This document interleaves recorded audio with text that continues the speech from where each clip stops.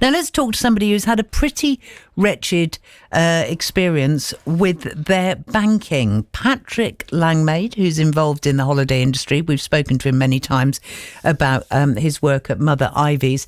But it's not that we're talking about today. It's something different. Patrick, good morning to you. Good morning, Julie. Thank you for having me. Now, I think I have had moments where I have looked at my bank account and there's been an unauthorised payment and my heart goes through the floor and I get all fluttery and, panic. Just explain what happened to you, which must have caused panic a dozen times over. Absolutely. I returned from a relaxing Christmas break to find that our energy company had charged us 100 times more than our regular monthly payments. So over the last 6 months, we've been paying $2,100 to $2,700 at a business I own called Martha's Orchard. And I returned to find a direct debit had been taken from our bank account for £244,000. Nearly £250,000. Oh yeah, it made my eyes water, and I was crying. Yes. I'm not surprised. I mean, how did they even manage to take that payment? I'm presuming you don't go around with like £250,000 in your current account. Well, to be fair, if I didn't have £250,000 in my current account, they wouldn't have been able to take it. The bank would have refused it because the bank, of course, is very good at looking after its own money.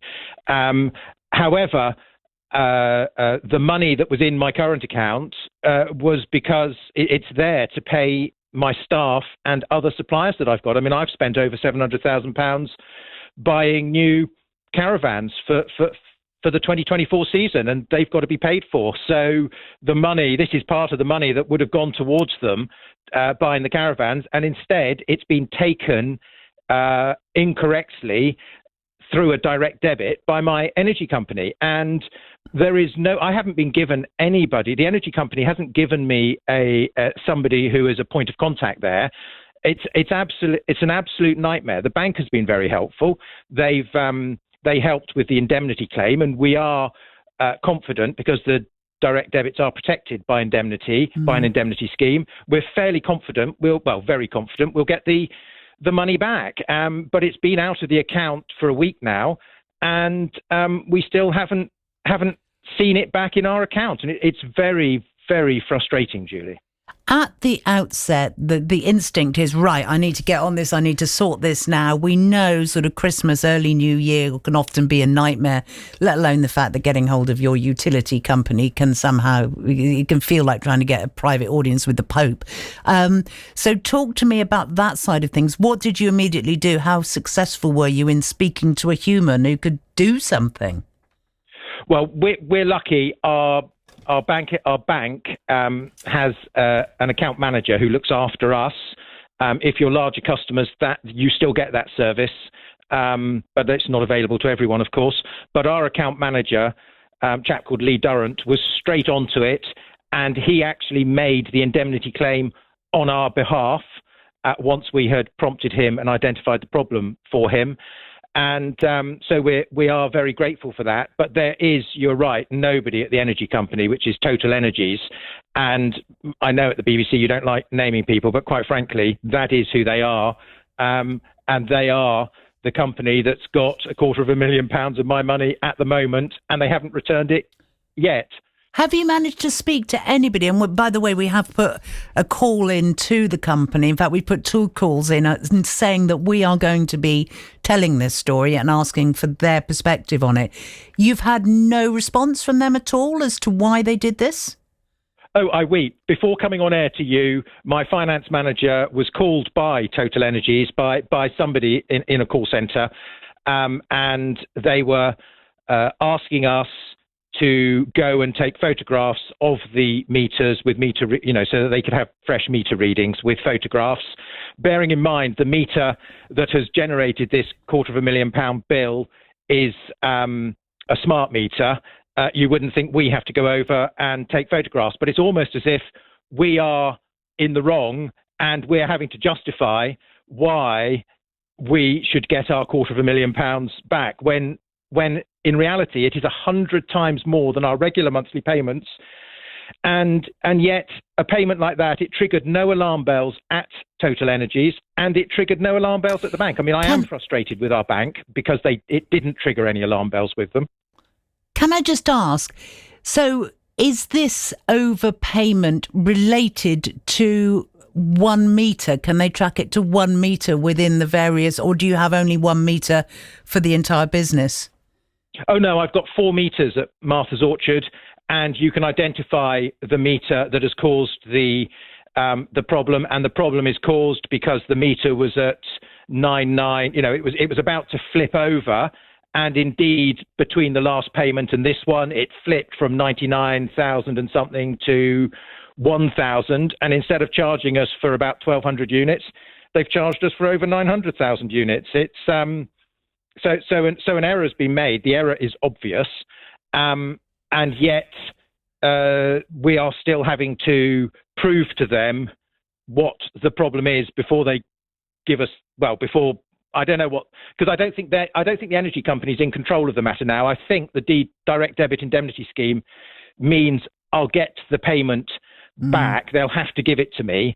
But it is a question of, they are treating me as though it's my problem, not theirs, which is very, very frustrating. And it's shaken my trust in the whole of the direct debit system. I've got loads of direct debits, as has most of your listeners will have them, or many of your listeners will have them. And I would say this could happen to anyone. It's shocking. If you've got money in your bank, it can be taken by direct debit, because the companies, they're all meant to be trusted, and they can take it, and actually you will be on the back foot trying to get your money back, when actually the system should be such that there should be a trigger point, a threshold, where the variance is such that, and I'm talking about 100 times in my case, so it's extreme, but there should be a threshold at which the money will not be automatically taken, and instead the customer from whom the payment is being taken must be required to authorize the payment, because it is so out of kilter with everything you've paid in previous direct debits. And you think if a human was involved in the chain, they would look at that and go, you sure? Interesting. I've had a comment from Leggy who says, all I would say is post office and computers. Very scary. We are no longer in control. Machines are, and you're guilty until you can prove a mega company is wrong. Very negative, but true. And we think a lot of us seen the current dramatisation of the Horizon IT system failure within the post office with the unfairly accused postmasters. I think that's what Leggy's referring to there. Just to summarise, Patrick, what impact has it had on your life trying to wade your way through the mire on this one? Well, I found out about it yesterday morning, and it's taken much of yesterday to deal with the problem, me and my finance manager between us. It's a massive disruption and a distraction, as we, managing the business, should be dealing with the things we need to do to prepare for our 2024 season, instead of which we're having to deal with this problem where we're a victim, and yet we're being treated as though it's our fault, or at least we have to justify why we should be getting the money back by TotalEnergies, by the energy company. It's very, very frustrating, and what worries me, Julie, and it's one of the reasons I'm happy to talk about it publicly, is that it could happen to anybody. And there is, the way the direct debit system is set up at the moment, there's nothing to stop anybody you've given a direct debit to from taking 100 times what they normally do, or even more. I mean, I asked, where would they have stopped? Because actually, I owe 700,000 for caravans. I had about £500,000 knocking around ready to pay for them. Are we saying that if the computer had told TotalEnergies to take 500,000 instead of 250, that they would have taken it and the bank would have paid it? It's very, very frustrating. If I was trying to pay 244,000, the bank wouldn't let me because my daily limits don't allow it. And yet, by direct debit through the back door, they can give the money over. Patrick, I'm sorry to hear about your Taylor woes. Stay on the line because I think David on the other side of the glass wants to have a word with you. We're going to find out what Total Energy has told David very briefly. So, Patrick, stay on the line. What have they said to you? Nothing. Okay. Matt Pengelly, the news editor, got in touch with them last night as soon as he found out about this story from Patrick, and I've contacted them again this morning, but I've had nothing back from them. Okay.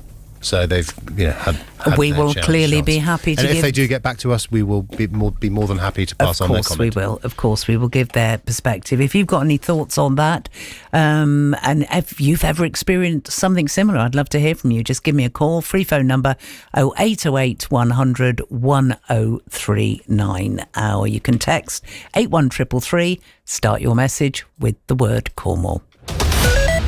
On the BBC Sounds app, on your smart speaker, play BBC Radio Cornwall, and on your radio. The sound of Cornwall is BBC Radio Cornwall.